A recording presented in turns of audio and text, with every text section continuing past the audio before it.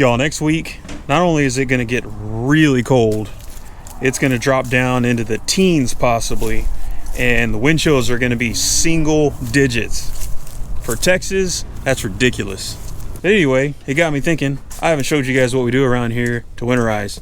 Really don't do much, to be completely honest with you guys. That's what I wanted to share with you. So I got a little trick on what we do around the farm to winterize pipes, water hoses, stuff like that. We use a lot of hoses on the farm. We've got chicken coops and tractors and all sorts of other stuff that go way out.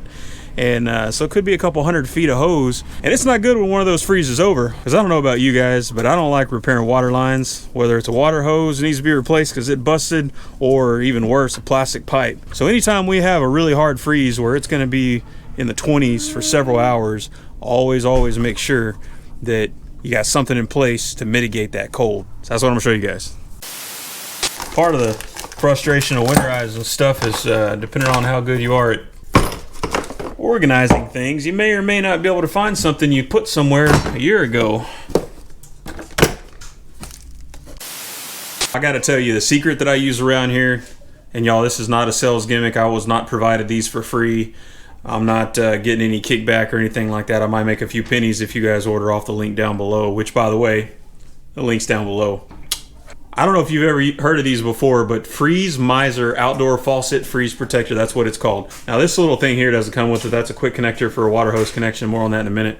But these things are amazing. I thought that they were gonna be kind of a gimmick when I bought them because they were kind of overpriced, and I saw some advertisements on them. And anyway, I thought, what the heck, I'll try it out. We started putting these on the end of long hoses with a Y splitter, or if we don't need the hose, we just put it directly on the end of the hose.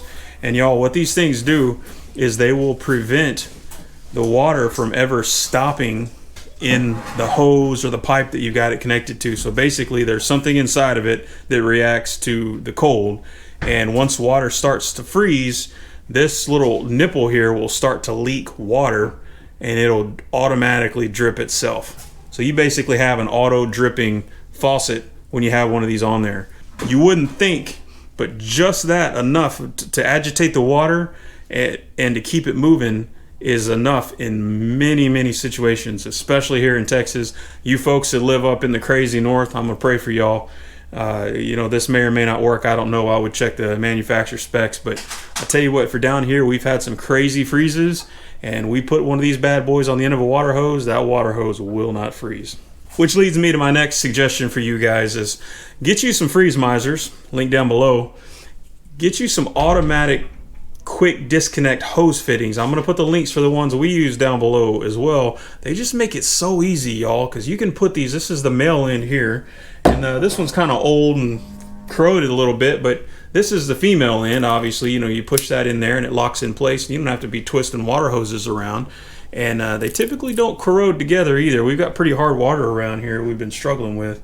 But I got a Y fitting, this little contraption here, if you guys can see. I got a male quick connect here, a Y, and a female here. So we keep the female ends on our water hoses.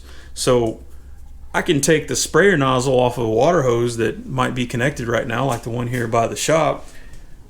I could just quick connect this right in place. I could either hook a water nozzle back up to this, or I could put my freeze miser in it.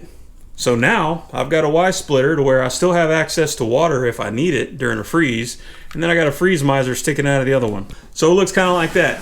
I know it's pretty, ain't it? So this may be a goofy example, but you get the point. This is a 100-foot water hose, and I got a Y splitter on here with a quick connect, the hose end if I need it in a bind while we're in freezing temperatures. Then I got the freeze miser right there. This freeze miser will keep this 100-foot hose from freezing.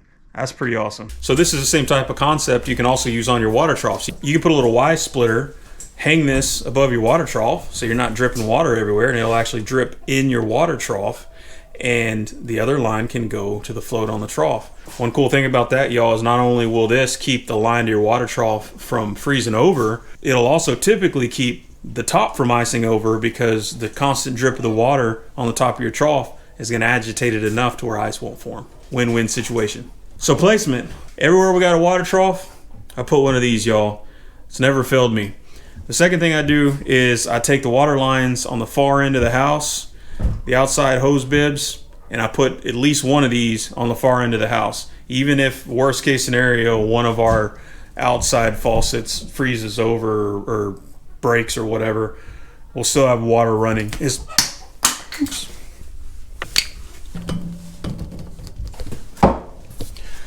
We'll still have water running. So that's worked for us. Hopefully it'll work good for you guys. So to summarize, freeze miser on all your water troughs. Put at least one or two far into your house, far away from the water supply as possible. Second thing that I do, it's also very, very easy, is I actually have an extra one right here. One of these bad boys right here. This is called a HEATIT thermostatically controlled device, and I think it actually tells you on here. Yeah, it says AC 120 volt, 60 hertz, max load is 15 amps, so it puts out a decent amount. It turns on automatically, y'all, at 38 degrees Fahrenheit, and it turns off automatically at 50 degrees Fahrenheit.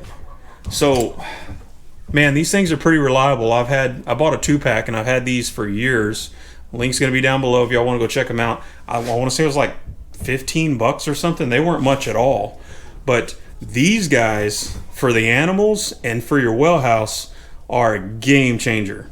So you plug this into the wall, and then you plug you a good old heat lamp. In our well house, I just hang it with a wire from the ceiling, just enough to where there's good ambient light and heat around the piping, and I don't have to worry about remember to turn it on, and I don't have to remember to turn it off, because it automatically turns on when it gets below 38 degrees, and it'll automatically turn off when it finally warms back up.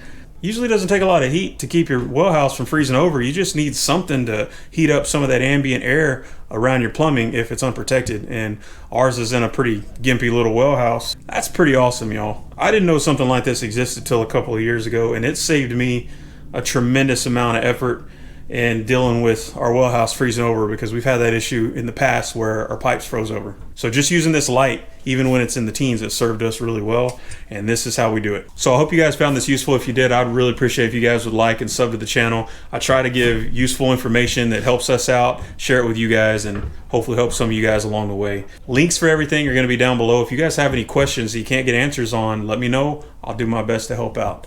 God bless, and stay warm.